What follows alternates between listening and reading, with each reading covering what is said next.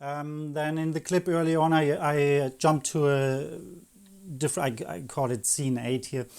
So it's one of those many presets I loaded it up with sounds. So here I have different sounds. I was firing off a drum loop, just like a basic drum bass loop that kind of helped enforcing what I'm doing on the drums, right? Making it thicker.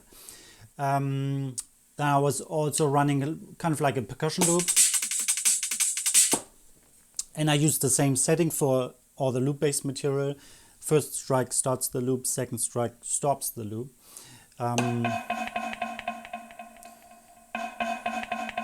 It's also more like a single sound, but used as a loop. And an extra bass I was using, right? Then I jumped to a different setting because I have a lot of single sounds in there as well. Things like this, the old classic horn.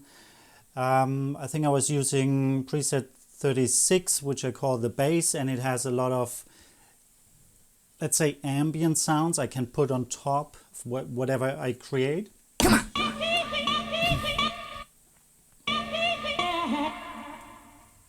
Now this is a single sound setting, so I didn't set it up as a loop.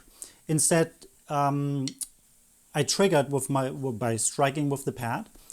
The sound is going to play right to the end, and then it's off, right? It's not going to repeat itself. So those are the two main settings I use. You can do a lot more, like you can chain and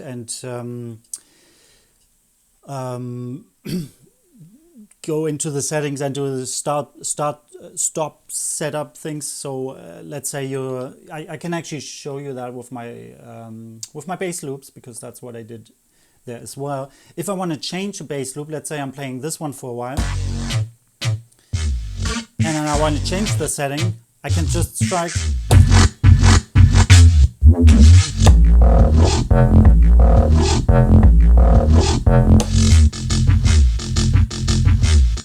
Right, so I set it that if I strike the first time starting a loop, and then I strike a different pad, it's going to stop the first loop and it's going to start playing the new loop, right?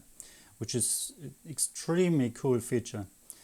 I'm going to go back to the 36 preset. So these are single sounds, like I said. I can layer on top of my loop-based material, and so these are not set as loops, right? So it's a single trigger.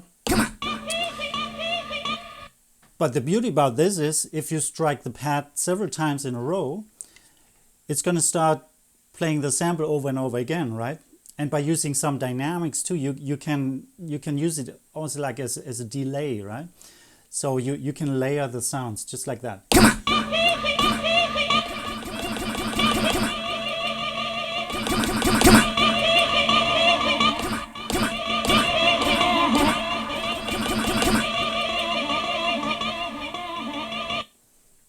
Very cool, isn't it?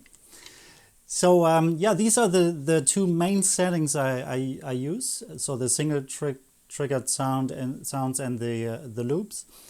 And with all of that together, I can literally, well, that's what I do on stage, right? I can perform and create live electronic music on stage. So that's what I'm all about when I play live.